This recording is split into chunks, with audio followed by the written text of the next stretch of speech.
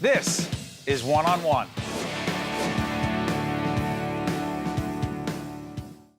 We're pleased to welcome Mr. Robert J. Budsock, President and CEO of a great organization called Integrity House, celebrating its 50th anniversary. Integrity House is all about? So Integrity House is a nonprofit, community-based organization that was founded in 1968 with the mission of providing opportunities for individuals to reclaim their lives. Let me ask you this. The opioid epidemic in this nation, we're not around, obviously, when you guys started. It is just destroying the lives of so many. How has it changed what you do every day and who you do it for? Yeah.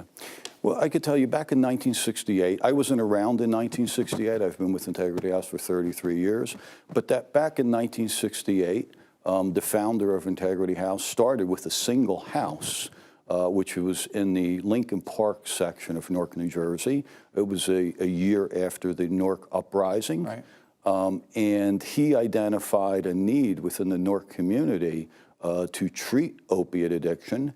And there were other addictions also, alcoholism, cocaine, but primarily opiate addiction. And he identified that need in the inner city.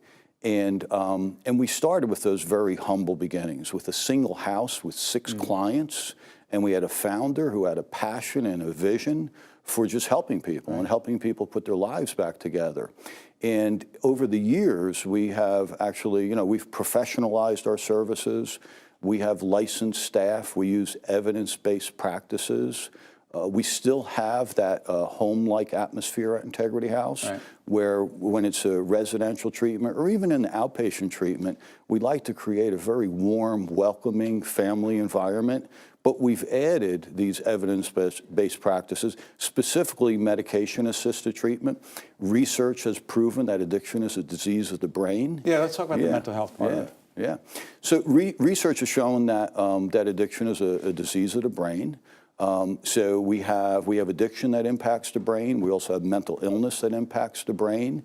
Probably when we talk about mental illness, about 10 years ago, Horizon Foundation really came to the aid of Integrity House. They're supporters of yours. By the way, full disclosure, they support us here at the Caucus Educational Corporation and public broadcasting as well. Yes, go ahead. yes. And Jonathan Pearson's the executive director of the Horizon Foundation. He has been a close friend of Integrity House for many years. About 10 years ago, we really noticed an uptick in individuals that have a co-occurring mental health disorder. And at that time, the Horizon Foundation actually supported the addition of mental health services at Integrity House. Let me ask you this. There are 4, quote-unquote, are they pillars of Integrity House? Yes. Go through them quickly. Yeah. So the 4 pillars of Integrity House, or the 4 pillars of effective treatment, we feel are the professional addiction treatment services, the mental health services, the primary medical services, and then we have housing and all the social supports that are required for someone to actually be successful and sustain their recovery. I've often thought about this. We've had people in our family continue to struggle with addiction, as is the case with millions of families across this nation. Do you believe that a person in the throes of drug addiction, that he or she has to want to do this, or can they be forced into it? I think in most cases, someone needs to have their back up against the wall, and needs to have some external motivation to take some action to turn their lives around. In some cases, it could be involvement with the criminal justice system.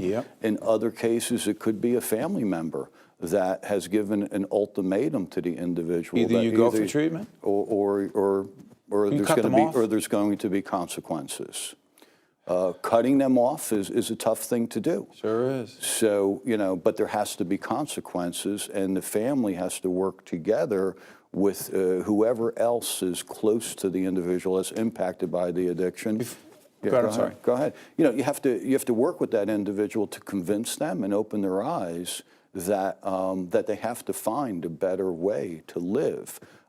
So what happens with addiction, when we talk about the brain disease, that actually the brain ends up getting hijacked by the drug. Well, what happens is that there's mechanisms in the brain that naturally release dopamine, which, just gives us a good feeling. And those mechanisms, they're brought on by a social interaction that maybe you and I are having today, by the food that I ate this morning, by other things that I do that actually just gives me a thrill or gives me some excitement and a good feeling. And what happens when you introduce those drugs into the system, specifically, cocaine, methamphetamine, opiates, when you introduce those drugs, they end up releasing... They mess with the brain. And they end up releasing just 10 times the amount of dopamine. So the and it individual, feels good for some. Yeah, so the individual, that is certainly somebody that's predisposed to addiction, and somebody that may have already low dopamine levels. When you introduce the drug, it ends up taking over, and then the brain tricks the person into thinking that, what they need for survival is more of the drug, as opposed to the other healthy things that they should be pursuing. As I listen to Robert, it just strikes me how little we understand about addiction and how much you've just helped a whole bunch of folks. And for 50 years, Integrity House has been doing it. Started in 1968. Robert J. Budsock, President and CEO of Integrity House, based in Newark, New Jersey. And lots of other locations. And lots of other locations in northern New Jersey. Congratulations on 50 great years. Thank you. Stay with us. We'll be right back. All right. Well done. One-on-One with Steve Adubato has been a production of the Caucus Educational Corporation, celebrating over 25 years of broadcast excellence. Funding for this edition of One-on-One with Steve Adubato has been provided by Horizon Blue Cross Blue Shield of New Jersey, Guarini Institute at St. Peter's University, NJM Insurance Group, New Jersey State Nurses Association and the Institute for Nursing, Investors Bank, Choose New Jersey, and by the New Jersey Office of the Insurance Fraud Prosecutor. Transportation provided by Airbrook Limousine, serving the metropolitan New York, New Jersey area.